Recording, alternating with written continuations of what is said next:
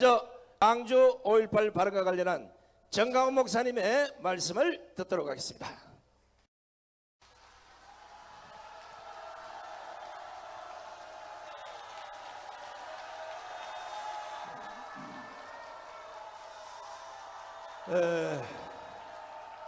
존경하는 국민 여러분, 그리고 800만 해외 동포 여러분, 우리 대한민국이 앞으로 자유통일을 이루고 G2 국가를 가기 위해서는 반드시 이 광주 사태 문제를 해결하지 않고는 앞으로 대한민국에 희망이 없다고 보는 겁니다.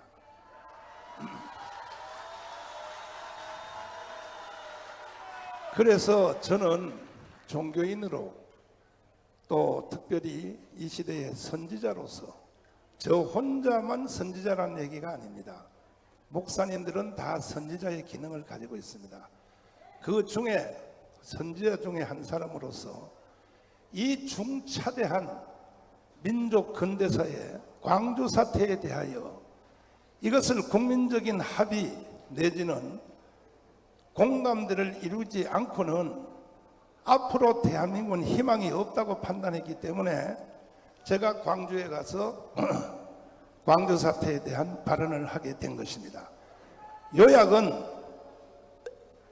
핵심 요약은 우리 기자님들에게 다 나눠드려서 읽어보시면 알고, 특별히 바쁘신 중에도 이렇게 우리 언론사 여러분들께서 진심으로 감사를 드리는 것은, 많은 언론사들이 이 자리에 참여해 주셔서 진심으로 감사를 드립니다.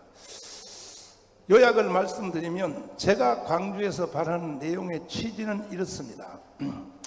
아무리 광주 시민들이 악할지라도 우리 다 같이 한 국민으로 사는 대한민국의 공동체의 사람인데, 그리고 심지어 제가 조커까지 했습니다.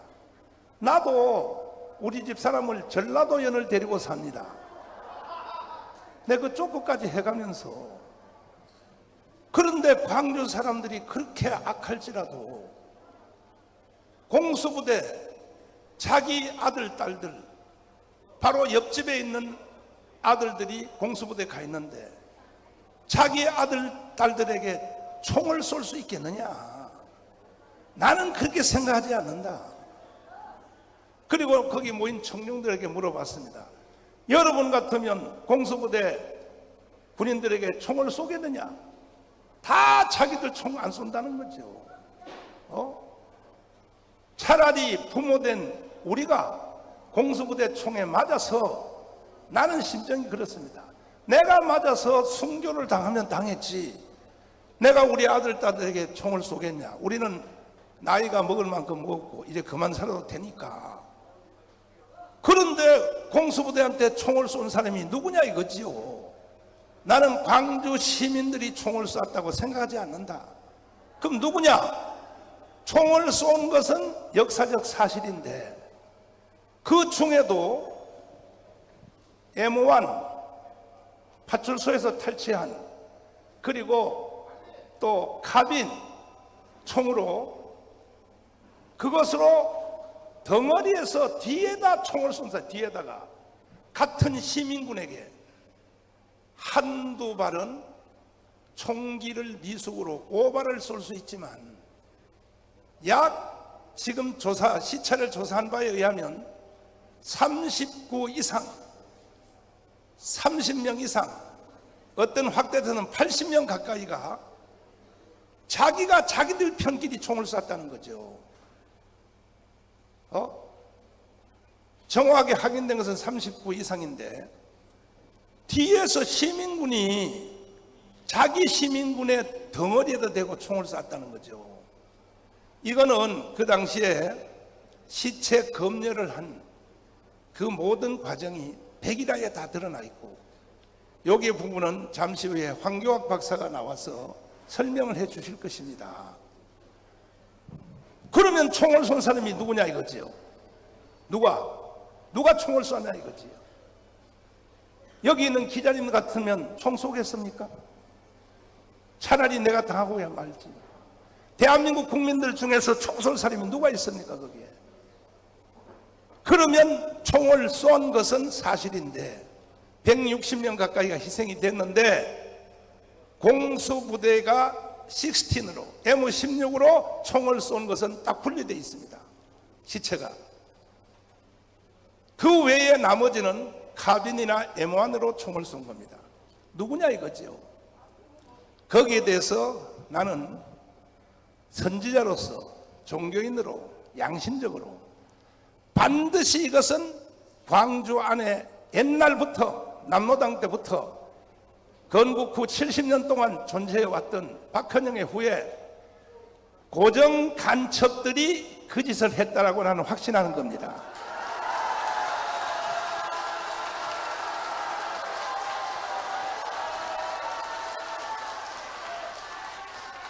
누가 그런 짓을 하겠습니까? 그래서 그 후에도 그 당시 광주에서 현직 사법고시 합격해서 검사 임용을 받고 그 검사로 광주에 있었던 검사님의 이름은 내가 댈 수 없습니다. 나 그분들한테 다 들었습니다. 세상에 폭도들이 일어나서 물론 이것은 고정간첩 세력이죠. 공무원들, 경찰관들 다 죽인다고 총을 들고 오니까 목포에 있는 경찰관들은 배를 타고 바다로 도망갔습니다. 그리고 본인은 라디오 한 대를 가지고 산속에 숨어서 갔습니다. 검사님이 가서 산속에서 라디오를 들어보니까 북한이 중계방송을 하더라는 거야. 광주 사태에 금남로에서 일어난 사건들을 중계방송을 하더라는 거야. 그래도 북한의 개입이 없었다고 말합니까? 결정적인 말씀 한마디 드리고 질문을 받겠습니다. 김대중 대통령이 당선됐습니다. 되자 가장 아끼는 신복 한 분을 북한에 밀사로 갔다 오라. 그래서 홍콩 북경을 거쳐서 북한을 들어갔습니다. 김대중 대통령의 밀사 1호입니다. 1호. 북한을 갔습니다. 물론 비밀로 갔죠. 갔더니 북한 사람들이 자기를 한편으로 보는 거야. 그리고 김대중 대통령을 북한하고 같은 편으로 보는 거야. 보면서 첫째 뭘 보여줬냐? 핵무기 공장을 보여줬어요. 이거는 지금 그분이 자기 유튜브에서 방송하고 있기 때문에 내가 그분의 이름은 대지 않습니다. 여러분들이 알아서 찾아서 들어보십시오. 이분이 바로 김대중 대통령의 밀사의 1호입니다. 신복의 1호입니다. 핵무기 공장을 보여줬어요. 보여주면서 하는 말이 남조선 해방할 준비 다 됐다. 이제 남쪽에서 결단만 하면 그 말이 뭔 말입니까? 핵무기 공장을 그때 보여줬다고요. 그리고 두 번째로 김일성의 시체가 있는 금수산인가 거기를 참배하러 가자. 나는 거기는 못 가겠다 하니까 그러면 열산릉 묘지를 가자 해서 열산릉 묘지를 따라갔더니 이제 비춰주세요. 영상으로. 열산릉 묘지 앞에 딱 섰더니 광주 사태에서 희생된 사람들의 북한 무덤을 딱 보여주면서 기념비를 보여주면서 광주 사태를 위하여 혁명 우리 동지들이 이렇게 전사를 했다 하고 보여줬어요. 보세요. 이거 보세요. 이거 보시라고. 그래서 그걸 보고 온 뒤에 김대중 대통령에게 보고하기를 선생님 그쪽도 안 불러요. 선생님이라고 부릅니다. 선생님 내가 북한에 가서 봤는데 절대로 현금은 북한한테 지원해서는 안 될 것 같습니다. 핵무기 공장이 완성이 다 돼 갑니다. 그렇게 보고를 했더니 그리고 열산릉 묘지 본 거 이거 다 보고를 했더니 김대중이가 난 그래서 김대중을 의심하는 거예요. 자네 국회로 가. 국회 가서 일해. 청와대에서 쫓아낸 거야. 그리고 그 자리에 들어간 사람이 박지원이가 대신 들어갔어요. 그러면 이것보다가 더 확실한 광주 사태에 북한이 개입했다는 것에 대해서 더 확실한 증거가 어디 있겠습니까?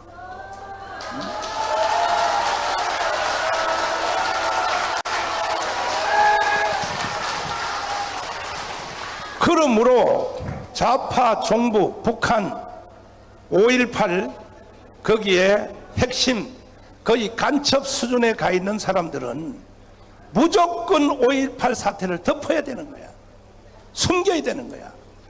그래서 인류 역사에 없었던 광주 사태 특별법, 광주 사태를 폄훼하거나 뭐 하면 안 된다, 처벌한다, 이런 법이 지구촌에 어디 있습니까? 반드시 이 법은 폐기해야 되는 겁니다. 폐기.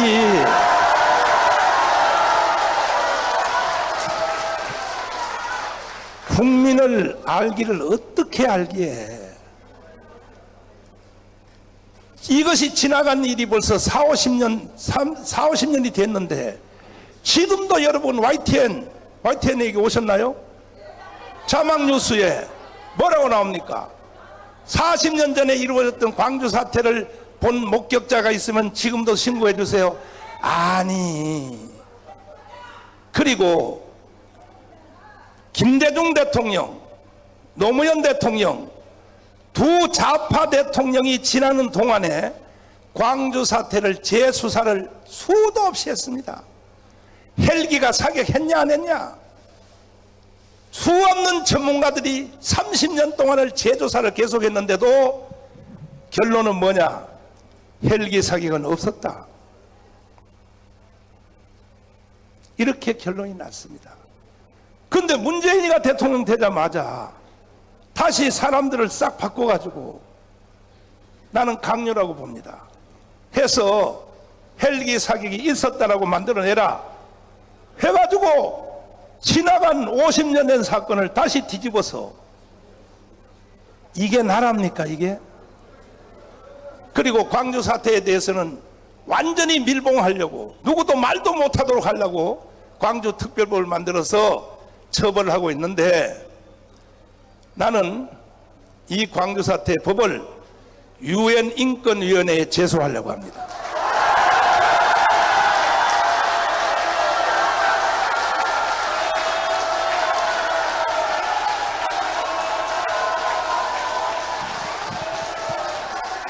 그렇게 정정당당하고 광주 사태가 민주화 운동이라면 왜 5천 명의 명단을 자랑스럽게 공개를 왜 못합니까?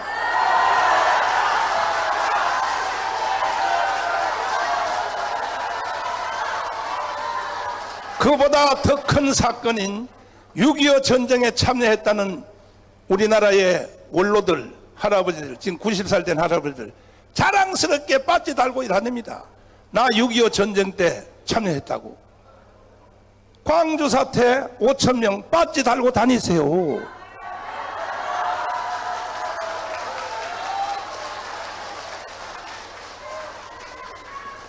뿐 아니라 이것은 이미 광주도 민심이 많이 돌아섰어요. 제가요 부흥회 30년 하면서 광주 시내 부흥회만 내가 100교회를 더 했습니다. 100교회. 부흥회 갈 때마다 내가 점심 먹을 때 물어봐요. 광주 사태에 대해서 물어보면 광주에 있는 특별히 기독교인 중심들은 다 광주 사태는 이거는 왜곡됐다고 다 그렇게 말하는 겁니다. 지금.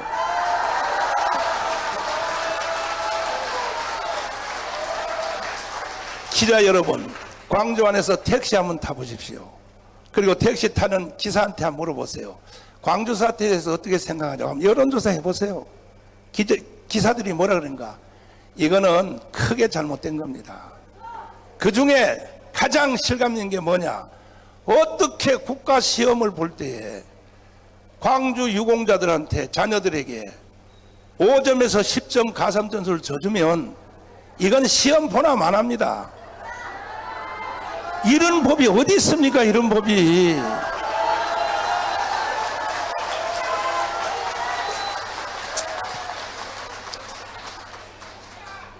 가짜로 보상받은 사람도 수없이 많은데, 그래서 저는 이참에 이번에 그 광주 사태에 관여해서 연금을 받고 돈 받고 혜택 받는 사람 중에 양심 선언을 하셔서 스스로 반납하기를 바랍니다.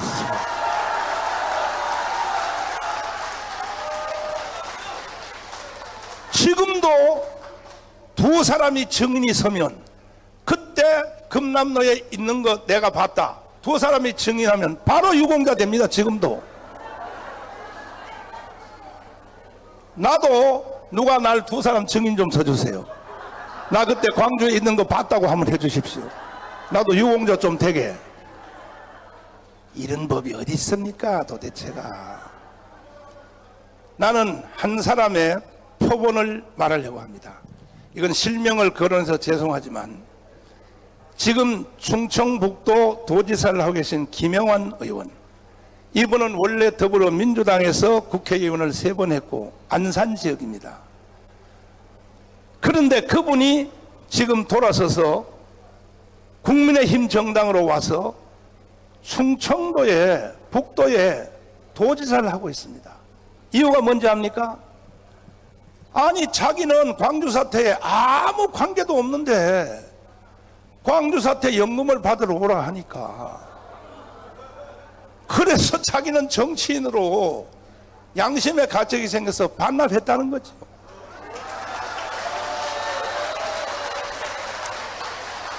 그리고 이 집단은 정당이 아니다는 것을 알았다는 거죠. 그래서 지금 돌아와서 국민의힘 정당 소속의 충청북도 도지사를 하고 있지 않습니까? 그런데 이런 분들이 한두 명이겠습니까? 김문수 지사님 마찬가지입니다. 김문수 지사님 광주에 연금 안 받습니다. 그걸 내가 왜 받냐는 거예요. 그걸 해당도 안 되는데. 나는 노동운동을 했고 전두환하고 싸웠고 그래서 깜방 갔다 왔지, 광주 사태하고는 관계없는데, 그러니까 김문수와 김영환 의원 같은 양심자들이 일어나야 되는 겁니다. 다 일어나야 되는 겁니다.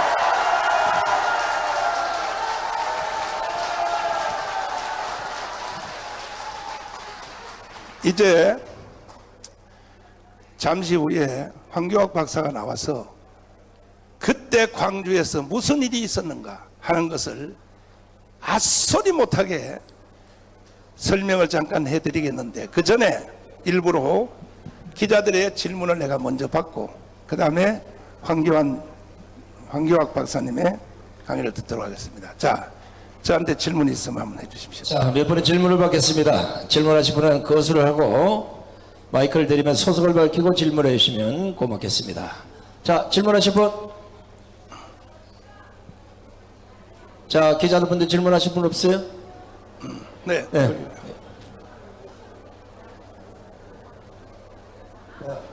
네, 안녕하십니까. 서울메일의 김성훈 기자입니다. 예. 지금 말씀하신 가운데 이렇게 들어보면은 네. 광주에 가셔갖고서 이제 발언하신 부분에 대해서 네. 근거가 있는 얘기다라고 말씀을 하셨잖아요. 그렇습니다. 예, 근데 정확하게 입장을 한 번 더 밝혀주실 게 뭐냐 그러면 네. 5.18 유가족에 대해서 지금 폄훼하는 발언은 아니라는 말씀이지 않습니까? 제가 그때 발언한 영상이 예. 지금도 너아라 TV에서 하나도 제가 안 지우고, 저는 특징이 그렇습니다. 20년 전부터 제가 발언한 연설, 강의, 설교는 한자도 안 지웁니다. 그대로 보존시킵니다. 왜? 내가 한 것은 정당하기 때문에. 그리고 그날 발언한 내용이 들어보시면 알지만, 내가 광주에 있는 시민들이나 그때의 유공자들을 폄훼했습니까? 폄훼한 게 아니고, 총을 쐈던 사람들은 광주 시민이 아니고 북한의 고정간첩이라고 난 주장한 겁니다. 그러면 광주 시민들은 오히려 나한테 감사하게 생각해야 되고, 또 5.18 유공자들도 저한테 감사하게 생각해야지. 만약에 반대로 말한다면 그럼 당신들이 총을 쐈다는 얘기 아닙니까? 나는 그것을 광주 시민들의 명예를 회복시켜 줬다고 생각하는 겁니다. 저는. 또 하나의 질문을 드리겠습니다. 그러면 광주 시민의 자존심을 다시 한번 세우기 위한 자리라고 말씀하셨는데요.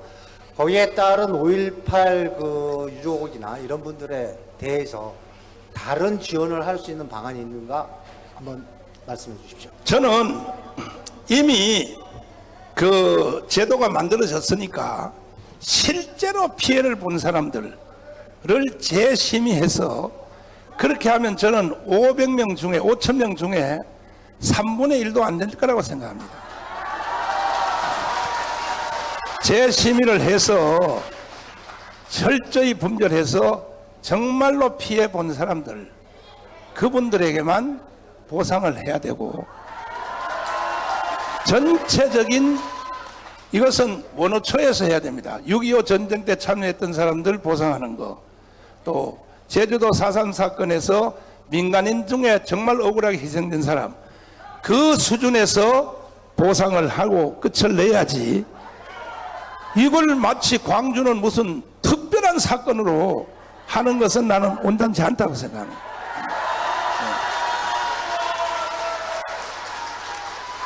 다음. 자, 다음 분 질문 받겠습니다. 자, 질문하실 분. 오늘도 설명을 너무 잘했어요. 자, 질문하실 기자분. 될 수 있으면 방송 기자분들 질문 좀 해주십시오. 왜냐하면 생방으로 나가거나 아니면 편집해서 나갈 때 자칫하면 왜곡될 부분들이 있기 때문에 궁금한 거 있으면 질문을 해 주십시오. 저쪽에 한분 계세요. 저쪽에 한 분 계세요. 자, 오른쪽에 이쪽에.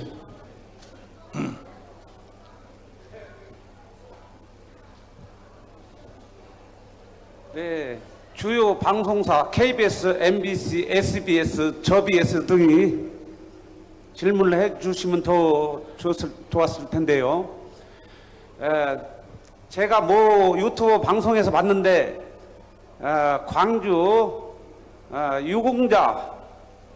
유공자 명단을 중간중간 띄었다는 겁니다. 유공자 명단을 왜 띄었을까요? 한번 말씀해 주시죠. 아니 그거는 저한테 질문할 내용이 아닌 것 같은데. 그러니까 광주 유공자 그 편집판부터 그 이름을 뗐다고 지금 얘기하는데 그거는 광주 5.18 기념재단에 질문을 하셔야 됩니다. 그래서 제가 질문을 안 받은 거예요. 네, 또. 네. 예. 자, 아직까지 일반 시민들은 5.18 이것이 폭동이냐 사퇴냐 민주화냐 여기에 넣고 갑론을박이 많은데 오늘 그 우리 정광훈 목사님 말씀을 들어보니까 상당히 이게 사퇴다 폭동이다 여기에 가까운 부분이 많은 것 같습니다. 그리고 분명히 북쪽에서 개입된 것 같습니다. 이러한 사실은 앞으로 정광훈 목사님이나 또 자유통일당에서 어떻게 투쟁하면서 5.18 명단을 까고 그리고 이것을 진짜 실질적인 광주 민주화 아니면 폭동 시민에 대한 그 피해 보상을 그쪽 사람들에게만 돌아가야 되는데 자 이상한 쪽 5천 명에 있는 사람들이 그 보상을 받는다는 것은 우리의 혈세가 너무나도 많이 낭비가 되는 것 같습니다. 그래서 첫 번째로는 목사님이 어떻게 투쟁할 것인가 이것하고 그 다음에 두 번째로는 또 질문이 하나 있는데 이 양산에 있는 문재인이하고는 조금 이게 지금 그 모든 기자회견이 일률적으로 A4 용지 없이 그냥 쫙쫙 밀고 나오시는데 그 모든 것이 5.18이면 5.18 정치적인 문제 이 모든 것을 그냥 한꺼번에 쭉쭉 밀고 나오는 그 힘, 그 동력이 어디에서 나오는지 그것 한번 또한 궁금합니다. 이거는 저의 노하우인데 이거 공개하면요 비싼 건데 제가 공개하겠습니다. 제가 왜 이 선지자적 사명을 감당할 수 있냐 하면은 저는 한국 근대사에 목숨을 걸고 공부를 했습니다.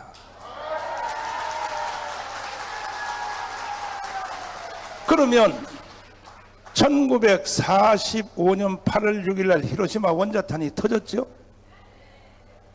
그리고 한반도는 두 가지 선택을 강요받았죠. 이승만과 살게 김일성과 살래. 그때 대한민국은 이승만 선택했어요. 북한은 김일성 선택했어요. 그리고 어떤 세상에 살고 싶으냐? 두 번째 선택. 자유민주주의, 자유시장경제, 한미동맹, 기독교 입국론에 살고 싶으냐? 이게 이승만의 4대 건국기둥입니다. 아니면 공산주의, 사회통제경제, 중국을 친구로 하는 조중동맹, 그리고 주사파 세상에 살고 싶으냐? 선택해봐라. 그때 대한민국은 대한민국을 선택했고 북한은 공산주의를 선택했습니다. 똑같이 75년을 살았더니 북한은 거지가 된 겁니다. 대한민국은 세계의 자랑스러운 10대 대국이 된 것입니다. 모든 게임은 끝난 것입니다. 그럼에도 불구하고 문재인 이 악당이 중심이 되어서 대한민국을 해체하고 북한의 연방제로 가자. 문재인이가 한 일, 5년 동안 한 일은 그 일밖에 한 거 없습니다. 그러면 우리 여기 공중파, KBS, MBC, SBS 내가 감사드리는 것은 먼저 번에도 기자회견 할 때에 이 기자회견의 풀 영상을 그대로 다 올려주신 것에 대해서 감사를 드립니다. 오늘도 이 풀 영상을 짜집기 하지 말고 다 인터넷 뉴스에 올려주시기를 간곡히 부탁을 드립니다. 그러면 건국 후 75년 동안에 일어난 남한의 무장폭동, 그 다음에 또 극렬한 또 데모, 이거의 시작은 1946년 대구에 10월 1일 날 대구의 무장폭동으로부터 시작된 겁니다. 그러면 대구의 무장폭동이 그게 누가 주도했느냐? 남로당의 5인방 중에 하나인 박헌영이 1번입니다. 박헌영, 이주학, 김상용, 홍민표, 다섯 번째 무력부장이 이재복입니다. 이재복은 평양신학교를 나온 영천제일교회 담임 목사였습니다. 이 사람이 남로당의 무력부장이었습니다. 그 사람이 일으킨 것이 대구 폭동입니다. 이건 역사적으로 앗소리 못해요. 그래서 이것은 보충 설명을 이따가 우리 김성진 교수님이 짧게 또 한마디 해주시지만은 그 대구 폭동이 시작입니다. 그 다음에 영천폭동, 김천폭동, 구미폭동, 거기서 그 유명한 박정희 대통령님의 친형님이 박상희, 박정희 대통령의 친형님이 바로 무장폭동에 가담했다가 경찰한테 저격돼서 죽었지 않습니까? 그때 장례식을 할 때에, 형님 장례식을 할 때에 육군사관학교 2기인 박정희 대통령이 육사생도로서 형님 장례식에 왔죠? 울죠? 그때 이재복이가 가운을 입고 장례식을 집례하러 와서 그 이재복 목사 빨갱이 대장입니다. 박생도, 형님을 죽인 원수를 보복해야 되지 않겠어? 어떻게 합니까? 이승만을 죽여야 돼. 지금부터 내 말 잘 들어. 그래가지고 육사 생도 생활의 생활비를 이재복이가 다 댄 겁니다. 박정희. 이것은 내가 박정희 대통령의 친자녀인 박근영 등등의 친히 내가 확인했습니다. 맞다 그랬어요. 이재복 목사님이 우리 아버지의 육사 생활비 다 됐다고 그랬어요.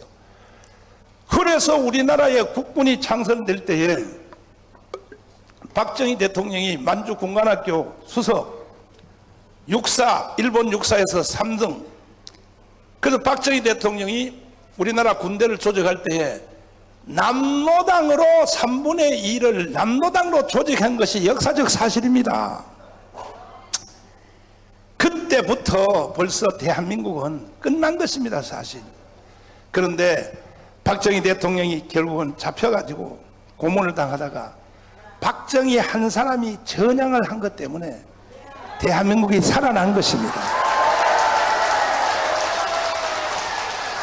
똑같은 좌파요 남로당인데 김대중 대통령은 그때 청년 전라남도 지부장이었습니다. 김대중 대통령은 동작종 무덤에 갈 때까지 전향했다는 흔적이 없습니다. 이 차이입니다. 김대중 전향 안 하고 죽었다. 박정희 전향했다. 이 차이입니다. 이 차이.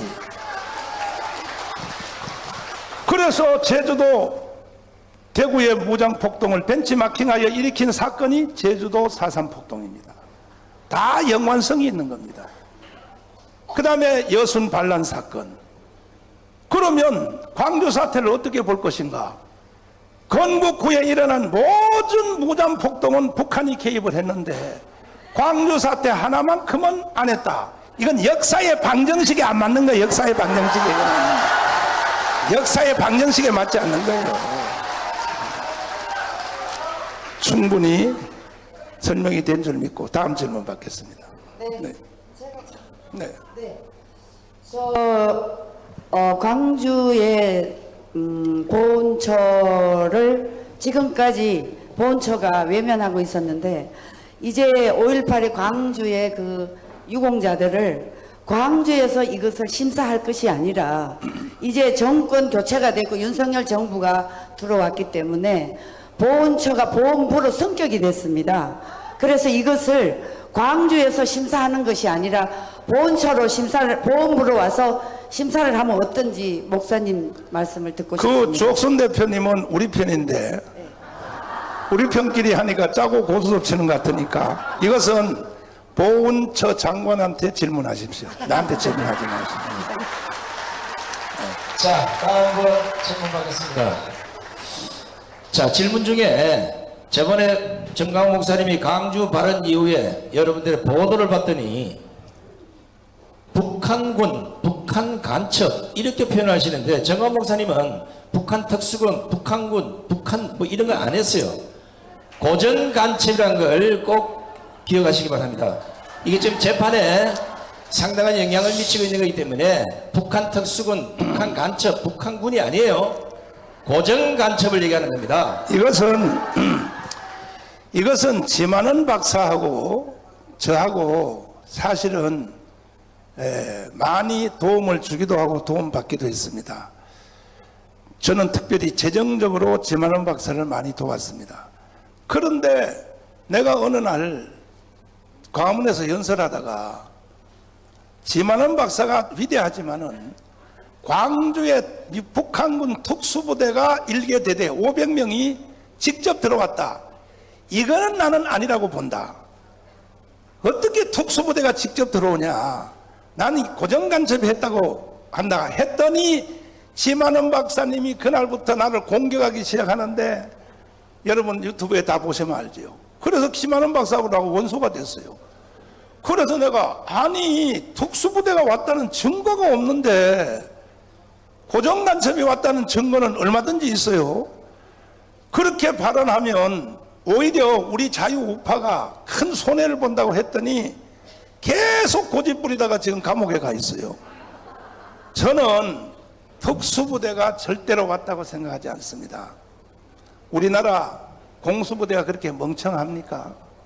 그리고 나는 정호영 장군하고 밤새도록 대화해 봤습니다. 정말로 특수부대가 들어왔습니까? 했더니 목사님 공수부대를 알기를 어떻게 알아요? 어떻게 광주 외곽을 공수부대가 다 둘러싸고 있는데 북한 특수부대가 어떻게 들어옵니까?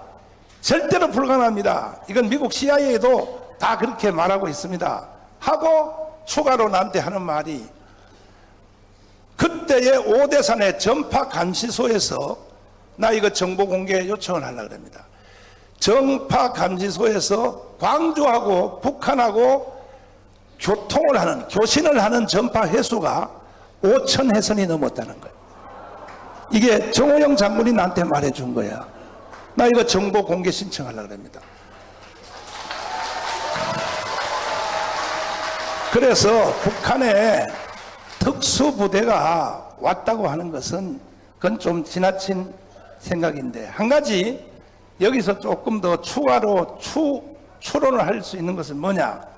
고정간첩이 한국에 와서 활동하면 기간이 2년이에요. 2년. 2년 만에 다시 북한으로 돌아가야 돼요. 돌아가서 훈련을 받고 다시 또 재파송하는데 북한에 돌아가면 소속이 어디냐? 이게 정찰총국 군부대입니다. 군부대.